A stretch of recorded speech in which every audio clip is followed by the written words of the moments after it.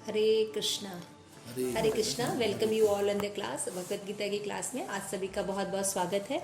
आज भगवद गीता का लास्ट हम पढ़ेंगे अध्याय 3 का 2 श्लोक 42 एंड 43। ओम अज्ञानतिमिरान्धस्य ज्ञानाञ्जनशलाकया चक्षुरुन्मीलितं येन तस्मै श्रीगुरुवे नमः।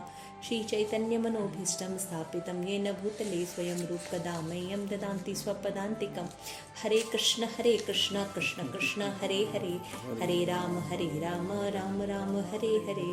श्री प्रभुपाद की जय। भगवद गीता की जय। निताई गौर प्रेमानंदे हरि हरि बोल। इंद्रियाणि पराणि आहु इंद्रियेभ्ये परम मनः, परम मनः मन सह तू परा बुद्धि, यह बुद्धि परम तु सह।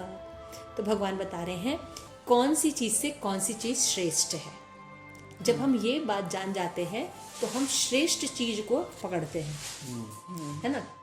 तो भगवान बता रहे हैं कि कर्म इंद्रिय जड़ पदार्थ की अपेक्षा श्रेष्ठ है, और मन इंद्रियों से बढ़कर है, और बुद्धि मन से भी उच्च है, और वो आत्मा बुद्धि से बढ़कर है। तो ये क्रम है ना।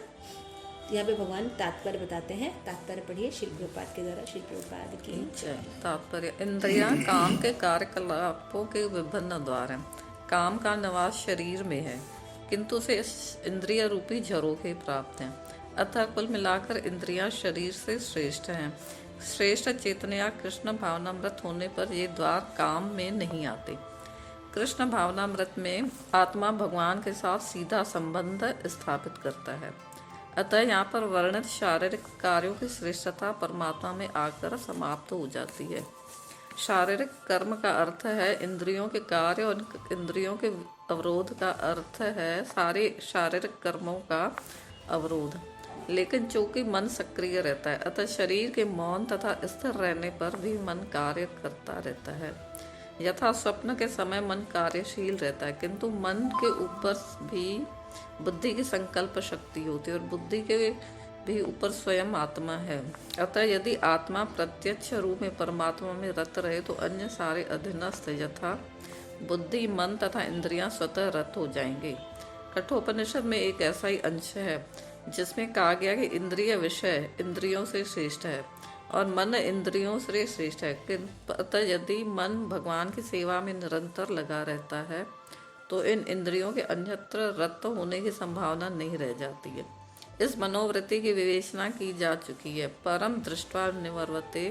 यदि मन भगवान की दिव्य सेवा में लगा रहे तो तुच्छ विषयों में उसके लग पाने की संभावना नहीं रह जाती। कठोपनिषद में आत्मा को महान कहा जा गया है। अतः आत्मा इंद्रिय विषयों, इंद्रियों, मन तथा बुद्धि इन सब के ऊपर है। अतः सारी समस्या का हल है कि आत्मा के स्वरूप को प्रत्यक्ष समझा जाए। मनुष्य को चाहिए कि बुद्धि के द्वारा आत्मा की स्वाभाविक स्थिति को ढूंढें और फिर मन को निरंतर कृष्ण भावनामृत में लगाए रखें। इससे सारी समस्या हल हो जाती है। सामान्यतः नव दीक्षित आध्यात्मवादी को इंद्रिय विषयों से दूर रहने की सलाह दी जाती है, किंतु इसके साथ साथ मनुष्य को अपनी बुद्धि का उपयोग करके मन को सशक्त बनाना होता है। यदि कोई बुद्धिपूर्वक अपने मन को भगवान के शरणागत होकर कृष्ण भावनात्मक में लगाता है तो मन स्वतः सशक्त हो जाता है। और यद्यपि इंद्रियां सर्प के समान अत्यंत बलश्रेष्ठ होती हैं, किंतु ऐसा करने पर वे दंतविहीन सांपों के समान अशक्त हो जाएंगी। यद्यपि आत्मा बुद्धि, मन तथा इंद्रियों का भी स्वामी है, तो भी जब तक इसे कृष्ण की संगति द्वारा कृष्ण भावना में सुदृढ़ नहीं कर लिया जाता, तब तक चलायमान मन के कारण नीचे गिरने की पूरी संभावना बनी रहती है। हाँ, तो ये अध्याय 3 कर्म योग था। तो इसमें जैसे कि याद है कि अर्जुन ने प्रश्न पूछा था, है ना, कि हम कोई पाप नहीं करना चाहते हैं, लेकिन ऐसा लगता है कि कोई बलपूर्वक हमसे पाप करा देता है। तो भगवान कहते हैं कि हाँ, कि पाप करने का जो मेन रीज़न है वो है काम। काम जो है ये क्या है, कृष्ण प्रेम का विकृत रूप है। होता कृष्ण प्रेम है, लेकिन जब ये विकृत हो जाता है तो शरीर में, शरीर से संबंधित लोगों से, इस मटेरियल जगत से अटैच्ड हो जाता है, और उसमें क्या आ जाती है, भोगने की इच्छा आ जाती है। जब नहीं भोग पाते तो क्रोध उत्पन्न होता है ना। फिर क्रोध से क्या होता है, आदमी मोह को प्राप्त होता है। मोह से क्या होता है, बुद्धि नाश हो जाती है। जिसकी बुद्धि का नाश हो जाता है वो कुछ भी कर सकता है। इसलिए देखिए क्रोध में लोग खून कर देते हैं, क्रोध में लोग आत्महत्या कर लेते हैं, है ना, क्रोध में लोग किसी को मार देते हैं, देखते हैं ना। तो क्यों? क्योंकि ये सब हायरार्की, काम इसके पीछे होता है। तो भगवान बता रहे हैं कि यदि कोई व्यक्ति को जीतना है काम को, तो उनको पता होना चाहिए कि काम कहाँ कहाँ रहता है। तो भगवान ने बताया काम के निवास स्थान क्या है? इंद्रियां, मन और बुद्धि, यहाँ काम रहता है। तो जब जनरली हम सोचते हैं कि ये व्यक्ति जो है इसके कारण हमारे जीवन में दुख है, या ये सिचुएशन है जिसके कारण हमारे जीवन में दुख है, या हम जो है वो बहुत क्लेश से भरे हुए हैं। लेकिन भगवान यहाँ पे बता रहे हैं कि हमारा शत्रु काम है, कोई व्यक्ति नहीं है, काम है। जो हमारी भोगने की इच्छा है, ये जो चीज़ होती है, ये प्रॉब्लम है। अच्छा, तो क्या करें? तो भगवान बता रहे हैं कि देखो ये जो जड़ चीज़ें हैं, है ना, जैसे यहाँ पे आप टेबल पड़ा हुआ है, आपका चश्मा है ना, ये सब फोन है, ये सब क्या है? जड़ है। तो हम सोचते हैं ये बहुत बड़ी चीज़ है अज्ञानता में, लेकिन भगवान कहते हैं जड़ पदार्थ से श्रेष्ठ क्या चीज़ है? हमारी इंद्रियां हैं। चश्मे से ज़्यादा आंखें इंपॉर्टेंट है, श्रेष्ठ है। लेकिन आंखें कुछ नहीं करती हैं। आंखें ऐसे वो काम करती हैं, वो चीज़ें देखती हैं जिसमें मन लगा रहता है ना। जिसमें हमारे मन रहेगा, हम इंद्रियां वहाँ वो आवाज़ सुनेंगी, नाक वो चीज़ सूंघेगा, मुंह वो चीज़ उन विषयों पर बात करना चाहेगा, है ना। तो इंद्रियों के जितने भी आहार हैं, आँख का काम है देखना, तो वो ऐसी चीज़ों को देखा जिसमें मन लगाओ। और मन जो है, हम सोचते हैं कि मन सब चीज़ को कंट्रोल करता है, तो भगवान बता रहे हैं मन को भी बुद्धि कंट्रोल करता है। बुद्धि श्रेष्ठ है। यदि बुद्धि को शिक्षा दी जाए तो बुद्धि, मन कहेगा तो बुद्धि कहेगी नहीं ऐसा नहीं करना। अगर आपको अच्छे संस्कार मिले हैं, तो अगर आपने सीखा कि नहीं हमें किसी का धन या किसी की चोरी या किसी को धोखा नहीं देना, अब मान लीजिए आपको अपॉर्चुनिटी मिले, कहीं आपको धन मिल जाए किसी का रखा हुआ, तो आप उठाते मन क्या कहेगा? उठा लो। उठाने जाएंगे तो बुद्धि कहेगा नहीं, किसी का पैसा नहीं चुराया जाता। तो फिर आप क्या करोगे? नहीं करोगे, है ना। लेकिन अगर आपकी बुद्धि में अच्छा ज्ञान नहीं है, तो मन जो है ऊपर रहेगा, तो क्या करोगे? आप वो चोरी कर लोगे, वो उठा लो। समझ में आ रहा है? तो भगवान यहाँ पे हायरार्की बता रहे हैं कि किससे कौन सी चीज़ श्रेष्ठ है। तो जब हम श्रेष्ठता का पता रहता है, तो उन चीज़ों को अगर कंट्रोल करेंगे तो बाकी चीज़ें अपने आप कंट्रोल हो जाएंगी। इसलिए भगवान यहाँ पे हायरार्की बता रहे हैं कि जड़ चीज़ों को चेक करने से कुछ नहीं होगा, उससे श्रेष्ठ इंद्रियां होती हैं। लेकिन इंद्रियां अपने आप काम ही नहीं करती हैं। इंद्रियों का राजा तो मन होता है, लेकिन मन भी इसको कंट्रोल बुद्धि कर सकती है, लेकिन बुद्धि से भी श्रेष्ठ आत्मा होती है। ये हायरार्की है। तो आत्मा जो होती है सर्वश्रेष्ठ है, लेकिन आत्मा में क्योंकि हम भगवान से अपने आप को अलग कर दिए हैं, तो हमेशा फॉल डाउन होने की चांसेस हमेशा बने रहते हैं। इसलिए आत्मा का जो ज्ञान है, वास्तविक ज्ञान, इसको अनकवर्ड करना पड़ेगा हमें। उसके लिए कृष्ण भावनामृत हमें अपनाना पड़ेगा। जब हम कृष्ण कॉन्शियसनेस को अपनाते हैं, भक्ति को अपने जीवन में अपनाते हैं, तो आत्मा अपनी ओरिजिनल अवस्था में आता है कि नहीं, मैं आत्मा हूँ, मैं शरीर नहीं हूँ। मुझे हरे कृष्ण कृष्ण कृष्ण हरे हरे, हरे राम राम राम हरे हरे, इसका कीर्तन करना चाहिए, भगवद गीता पढ़नी चाहिए, प्रसाद खाना चाहिए, भक्तों का संग करना चाहिए, धाम जाना चाहिए, मंदिर जाना चाहिए, तिलक लगाना चाहिए, धोती पहनना चाहिए, जीवन सादा होना चाहिए, उच्च विचार होने चाहिए। ये सब बातें आ जाएंगी। तो जब ये कृष्ण भावनामृत में व्यक्ति रहता है, तो बुद्धि को, इंटेलिजेंट को कृष्ण दिव्य ज्ञान देता है। दिव्य ज्ञान रहने से वो मन को कंट्रोल में करता है। नहीं, ये चीज़ गलत है, हमें भगवत प्रसाद खाना चाहिए। नहीं, हमें चैंटिंग, अरे आज मत करो चैंटिंग, छोड़ दो तुम जो, नहीं हमें चैंटिंग करनी है। जब करना है, हमारा युग धर्म है, कृष्ण प्रेम प्राप्त करना हमारा युग धर्म। अरे तो ये कर लो, एक मकान और खरीद लो, फिर ये भी कर लो, फिर ये भी कर लो, तो क्या कहते नहीं, जब करना हमारा युग धर्म है ना। तो दिव्य ज्ञान देने से मन कंट्रोल में रहता है, और जब मन कंट्रोल में रहता है, इंद्रियां वहीं जाएंगी। तो आज आप लोग भगवद गीता पढ़ने आए, आप लोग मॉल भी जा सकते थे, घूमने जा सकते थे, है ना। तो ठंड में बैठ के मक्के की रोटी, सरसों का साग खा रहे होते हैं घर में बैठ के, लेकिन मन को आपने दिव्य ज्ञान दिया है, तो क्या है, सब चीज़ कंट्रोल हो गई। देखिए, है ना। तो ये कैसे होता है? जब हम इंद्रियों को भगवान की सेवा में लगा दे। तो श्री प्रभुपाद यहाँ पे देखे कह रहे, शारीरिक कर्म का अर्थ है इंद्रिय के कार्य, और इन कार्यों के अवरोध का अर्थ है सारे शारीरिक कर्मों को अवरोध। लेकिन मन सक्रिय रहता है, अतः शरीर के मौन तथा स्थिर रहने पर भी मन कार्य करता है। हम हायरार्की तो बता रहे हैं, लेकिन मन बहुत शक्तिशाली होता है। आपका इंद्रिय सो जाएगा लेकिन मन काम करता रहता है। तो मन को कंट्रोल बुद्धि कर सकती है। तो बुद्धि को कंट्रोल कैसे किया जाता है? जब उसको कृष्ण कॉन्शियसनेस नॉलेज दिया जाएगा, क्या सही है क्या गलत है। इसलिए मन जो है वो भगवान की सेवा में लगकर ही संतुष्ट होता है। इसके बाद बता रहे हैं कि हमारी सारी समस्या हल हो जाएगी यदि हम मनुष्य जो है बुद्धि के द्वारा आत्मा की स्वाभाविक स्थिति को ढूंढ लेता है। तब हम शरीर नहीं है, लेकिन जब तक हम शरीर से संबंधित रहेंगे, इसी को तुष्ट करते रहेंगे। शरीर को करने का मतलब क्या है? आहार, निद्रा, भय, मैथुन, इसको जीवन का लक्ष्य मानना। लेकिन हम ये कर भी संतुष्ट नहीं है। आहार की कमी नहीं है, रहने का भी है ना, सोते भी ठीक से है, सेक्सुअल लाइफ भी ठीक से है, सब कुछ ठीक है, लेकिन संतुष्टि नहीं है। क्यों? क्योंकि हम आत्मा है और आत्मा से रिलेटेड काम नहीं करते। जब हम मंदिर जाते तो बहुत अच्छा लगता है, जब हम भक्ति करते तो बहुत अच्छा लगता है, जब हम जप करते तो बहुत अच्छा लगता है। हम सफल हो या ना हो मटेरियल जगत में, लेकिन हम अपने आप ही क्या होते हैं? अच्छे से हो जाते हैं। किंतु साथ साथ मनुष्य को अपनी बुद्धि का उपयोग मन को सशक्त बनाने में करना चाहिए। श्री प्रभुपाद कह रहे हैं, यदि कोई बुद्धिपूर्वक अपने मन को भगवान की शरणागत में लगा देता है तो मन स्वतः सशक्त हो जाएगा। तो दिस इज द नॉलेज। लेकिन बाह्य जगत में क्या मिलता है? आप ना इंद्रियों को कंट्रोल कीजिए, एक्सरसाइज कीजिए, आप देखिए, योगा कीजिए, है ना, ये कीजिए, ये कीजिए, तो क्या होगा? आप ठीक हो जाएंगे। तो हम देखते हैं हम मन को इंद्रियों को कंट्रोल कर रहे हैं, लेकिन कुछ हो ही नहीं रहा है। अच्छा, थोड़ा सा हो जाएगा तो कहेंगे साइकोलॉजिस्ट के बारे में, नहीं, मन को ठीक रखना चाहिए। थिंक पॉजिटिव भाई, थिंक पॉजिटिव। अरे थिंक पॉजिटिव कैसे करें जब हमारे पास कुछ हायर नॉलेज है ही नहीं? तो थिंक पॉजिटिव कहने से थोड़ी पॉजिटिव हो जाएगा। खाली हम बोल थिंक पॉजिटिव, थिंक पॉजिटिव। क्यों भैया तुम हर समय पॉजिटिव बोलते हो? नहीं, मेरा ब्लड ग्रुप था वो पॉजिटिव है, वो पॉजिटिव। तो ऐसे थोड़ी पॉजिटिव होते हैं।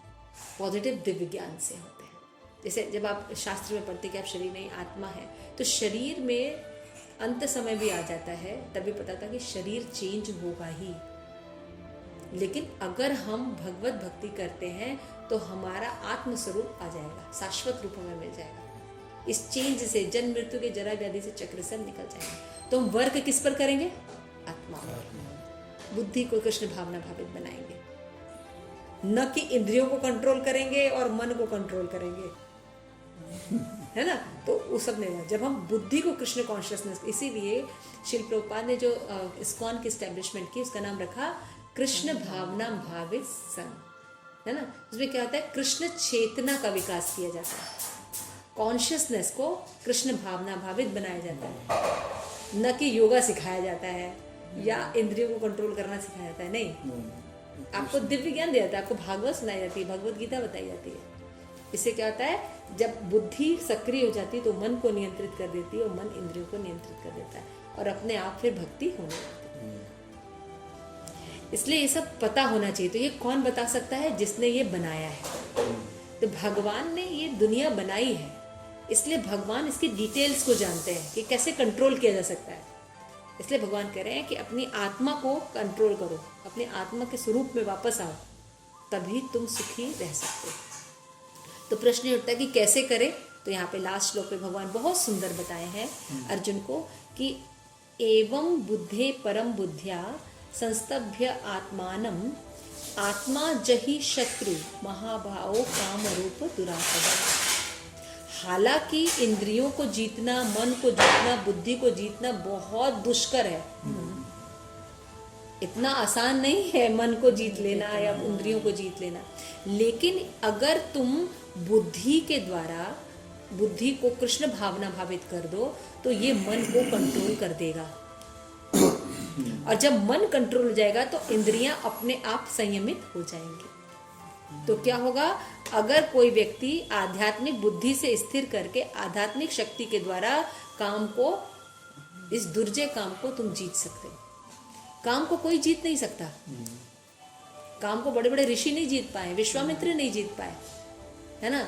लेकिन ये बहुत आराम से जीता जा सकता है अगर तुम इसको कृष्ण भावना भावित कर दो बुद्धि को। तो कृष्ण को बुद्धि को कृष्ण भावना भावित कर दो, ये मन को नियंत्रित कर देगा और मन नियंत्रित होते ही इंद्रियां अपने आप ही नियंत्रित हो जाएंगी। भक्ति में अपने आप आ जाएगा कि हमें क्या नहीं करना है, हमें वो नहीं करना है। सबसे पहले 4 नियम है ना, जुआ नहीं खेलना है, ये नहीं करना है, मीटिंग नहीं करनी है, गैम्बलिंग नहीं करनी है, इलिसिट सेक्स नहीं करना है। तो हुआ ना इंद्रिय संयम। हमें भगवान का प्रसाद पाना है ना।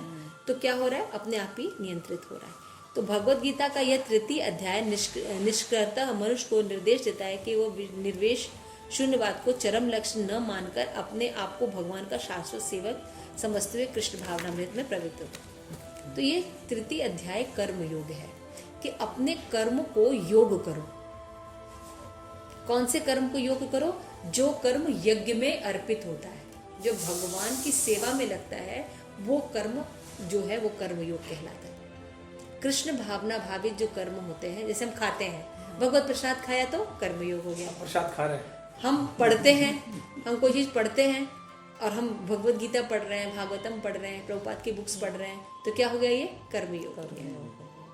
तो हम अपने जितने भी एक्शन है, यद करोषि यद नाशी यद जुहोसी, पढ़ा ना आपने कि हमने जो भी यज्ञ है, जो भी तपस्या है, जो दान है, वो भगवान कहते हैं मेरे से जोड़ दो। तो क्या हो जाएगा? वो भगवत भक्ति हो जाएगी। भौतिक जीवन से मनुष्य काम तथा प्रकृति पर प्रभुत्व जाने की इच्छा से प्रभावित होता है। लेकिन जब हम मेटीरियलिस्टिक माइंड में रहते हैं, भगवान की भक्ति नहीं करते, तो क्या सोचते हैं? सब कुछ मेरा है और मुझे कंट्रोल करना है ना। तो प्रबुद्ध तथा इंद्रिय की इच्छाएं बद्ध जीव का शत्रु है। किंतु कृष्ण भावनामृत की शक्ति से मनुष्य इंद्रिय, मन और बुद्धि पर नियंत्रण कर सकता है। जब वो ये सोचता, जब व्यक्ति जीव सोचता है कि मैं ईश्वर हूँ और वो ईश्वर है नहीं, ना हम कोई चीज़ का निर्माण कर सकते हैं, ना कोई चीज़ को हम डिस्ट्रॉय से बचा सकते हैं, कर सकते हैं कुछ भी, तो हम ईश्वर कैसे हुए? लेकिन हम मानते हैं तो क्या होता है? गड़बड़ हो जाती है। इसलिए क्या करना चाहिए? हमें मन और बुद्धि को नियंत्रण अगर करना है तो हमें कृष्ण भावना भावित होना पड़ेगा। इसके लिए मनुष्य को सहसा अपने नियत कर्तव्य को बंद करने की आवश्यकता नहीं है। ऐसा नहीं कि सब कुछ छोड़ के हिमालय पर चले जाओ। क्या बता रहे? धीरे धीरे कृष्ण भावना वृत्ति, भौतिक इंद्रिया मन से प्रभावित होना, अपने शुद्ध स्वरूप के प्रति लक्षित स्थिर बुद्धि के दिव्य स्थिति को प्राप्त हुआ जा सकता है। आप जहाँ रहते हैं, जिस आश्रम में रहते हैं, जिस स्पेस पर हैं, जिस जगह, वहीं रहिए। खाली आप एक माला करना शुरू कीजिए, हरे कृष्ण कृष्ण कृष्ण हरे हरे, हरे राम राम राम हरे हरे। जो आप चैंटिंग करेंगे तो आपके अंदर शुद्धता आएगी, तो आप भक्तों का संग करना चाहेंगे, और भक्तों के जब संग करेंगे तो आपको गीता भागवत पढ़ाया जाएगा।